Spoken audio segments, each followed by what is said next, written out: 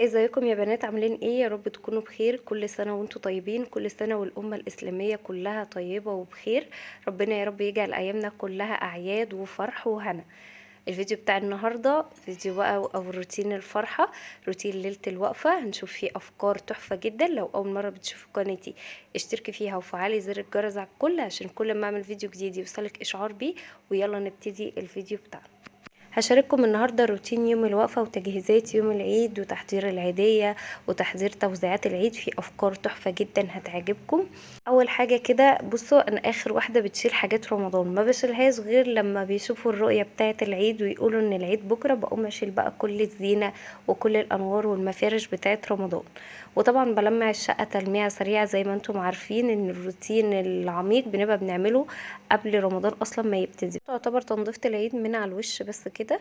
جبت بقى شيالة الكحك ورصيت فيها الكحك بالشكل ده. كل الكحك دوت انا اللي عاملاه. رصيت هنا البيدي فور والصابليه والغريبة. وطبعا الكحك بقى هنقدمه الصبح مع الشاي بلبن طبعا يعني. وتعالوا نشوف اول فكرة موجودة معانا. اول فكرة موجودة معانا هي فكرة تقديم العيدية. هنقدمها السنة دي بشكل جديد ومختلف. الورق دوت بتطبعوه او بتشتروه من اي مكان خاص بالطباعة او بطباعة الصور، هتلاقوه منتشر جدا. الفكرة ان هو ورق مش مكلف خالص. طبعا في كروت معايدة كتير بتبقى خشب، بس طبعا الورق بتناسب الاطفال اكتر ومش مكلفة خالص. بنطبق بقى الفلوس كده بالشكل ده، وهي ليها مكان للفلوس. وساعات بتبقى باستك كده، مش مكلفة خالص وفكرة حلوة جدا وبتعجب الاطفال. تاني حاجة، جبت المتر دوت من الورق اللي هو اللي بيلمع. المتر دوت كان عامل 8 جنيه. بصوا كل الافكار اللي في الفيديو، الميزة ان هي مش مكلفة خالص، تقدروا تطبقوها. طبعا لو مش هتلحقوا تطبقوا حاجة العيد دوت، ان شاء الله العيد الكبير تعملوا الافكار ديت او تحتفظوا بيها للسنة الجاية. بحب طبعا زي ما انتم عارفين اجيب هدايا لمالك ولمحمد، بس الهدية ديت كانت ماما هي اللي جايبها لهم. طبعا انا عينتها وقلت بقى ايه تبقى للعيد. بنحب ان احنا نجيب لهم هدايا زي بعض لانهم طبعا بيتخانقوا. لو جبت الملك حاجة غير محمد بيتخانقوا. شوفوا الفيديو بتاع السنة اللي فاتت هتلاقوا جايبة لده هدية ولدوت هدية تانية، طبعا اتخانقوا الاتنين على هدية واحدة. تعالوا نشوف برضو الفكرة التالتة اللي موجودة معانا، وهي توزيعات العيد. الفكرة ديت حلوة جدا ومش مكلفة خالص. في بنات كتير بيحبوا يعملوا توزيعات ويوزعوها على الأطفال أول يوم العيد الصبح. طبعا في أفكار كتيرة للتوزيعات اللي ممكن تحطوها في التل دوت. أنا استخدمت التل، بتجيبوه تقصوه كده على شكل مربع وتبتدوا تحطوا فيه شوكولاتة، بالونة، لعبة، وممكن كمان فشار. مش هيكلفكم الموضوع خالص. وبتحتاجوا شريطة ستان كده تربطوا بيها التل ده. طب لو التل هيبقى مكلف شوية، ايه البديل ليه؟ الاكياس البلاستيك اللي هي بتاعة اللبن. بتجيبوا الكيس وتفتحوه كده وتحطوا فيه الحاجة اللي انتوا عايزين توزعوها.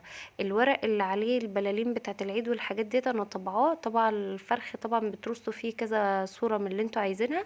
الورقة كانت ب5 جنيه، ولزقته كده في التوزيعات بالدبل فيس. طبعا مدي شكل حلو جدا والموضوع مش مكلف خالص. تقدروا تعملوا منها عدد كبير جدا من غير ما يكلفكم. جبت بقى العلبة ديت وهرص فيها كده التوزيعات. طبعا شكلها مبهج جدا. كل الحاجات بصراحة حلوة جدا ومبهجة. واهم حاجة اهم حاجة ان هي مش مكلفة. طبعا في الغلا دوت كل حاجة اصلا بقت غالية جدا. فاحنا بندور على حاجة يعني تكون ايه، تظبط الدنيا معانا ونفرح نفسنا ونفرح الاطفال، وفي نفس الوقت ايه ما تكونش مكلفة. رابع فكرة موجودة معانا، وهي بقى بصوا لفكرة حلوة جدا. هي عبارة عن أذكار الصباح والمساء. تبتدوا ان انتوا تطبعوها وتوزعوها. طبعا دي تعتبر صدقة جارية ليكم. اي حد هيقرا الأذكار هيتبعت لكم حسنات، وفي نفس الوقت برضو مش مكلفة خالص. نرص بقى كده الترابيزة بتاعتنا بالحاجات بتاعة العيد. شايفين البهجة والجمال؟ بجد الفيديو بتاع العيد دوت بصوا قمر جدا. واحنا طبعا ما كبرناش على العيد وما كبرناش على فرحة العيد. احنا بنعمل الحاجات دي نفرح اطفالنا، وفي نفس الوقت احنا كمان بنفرح. وطبعا الاطفال الحاجات ديت بتتربط كده في الذاكرة بتاعتهم بالعيد. يعني احنا العيد على ايامنا كان التليفونات بقى اللي بتغني والنضارات الالوان، ونلبس لبس العيد وننزل على طول كده بيه على الصلاة على طول كده نطل الطلة بدري. دلوقتي لا، في بقى عباية العيد وفي ترنجات للوقفة. احنا طبعا كنا بنجيب ترنجات برضو للوقفة، بس ساعة الصلاة كنا بننزل بلبس العيد. طبعا الموضوع دلوقتي اختلف. كل وقت طبعا وليه أذان وليه نظامه. فاحنا نحاول ان احنا نتماشى مع العصر بتاعهم. كلنا نعمل الافكار ديت، حتى لو افكار بسيطة جدا هتفرق جدا مع عيالك وهتخليهم ياخدوا انطباع عن العيد هيفضل محفور في ذاكرتهم كده بصوا لحد ما يكبروا، هيقولوا احنا كنا واحنا صغيرين ماما كانت بتعمل كذا كذا كذا، ويقعدوا يحكوا لعيالهم ولأحفادهم كمان.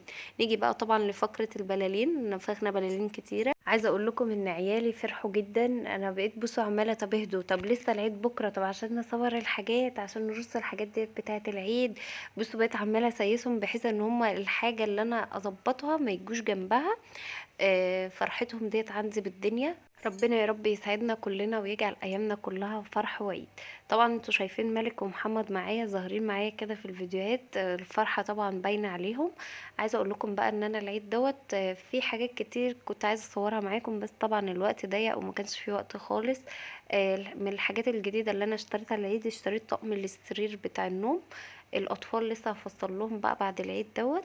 الوقت ضيق خالص في رمضان وانضغطت، عارفين برضو ان انا بشتغل اوردرات للكحك والنواعم بتاعه العيد عموما يعني. فما كانش في وقت خالص. هيبقى موجود معانا بكرة الفيديو بتاع يوم العيد كامل، روتين يوم العيد كامل، ويعتبر تكملة بقى للفيديو دوت. تعالوا اوريكم برضو الترنجات اللي انا جبتها للعيال. جبت الترنج دوت لمالك، شكله حلو قوي وعجبني، وجبت بقى لمحمد. جبت له طقم عيد، وطبعا جايبه الملك برضو طقم عيد. بس محمد كترت له اكتر من الحاجات اللي هي الترنجات ديت، لان بحس ان محمد بيتكتف باللبس بقى اللي فيه جينز وحاجات من دي، بحسه بيبقى واخد راحته اكتر في اللبس دوت. وعشان ما كتفهوش طبعا طقم العيد يلبسه واحنا خارجين، لكن نازلين بقى متجمعين تجمعات عائليه يلبس برضو الترنجات دي، بتبقى حلوه وبيبقى قاعد براحته. ده كان الفيديو بتاع النهارده، يا رب يكون عجبكم وتكونوا استفدتوا بالافكار اللي موجوده فيه، وانتظروني في الفيديو بتاع بكره هيعجبكم جدا.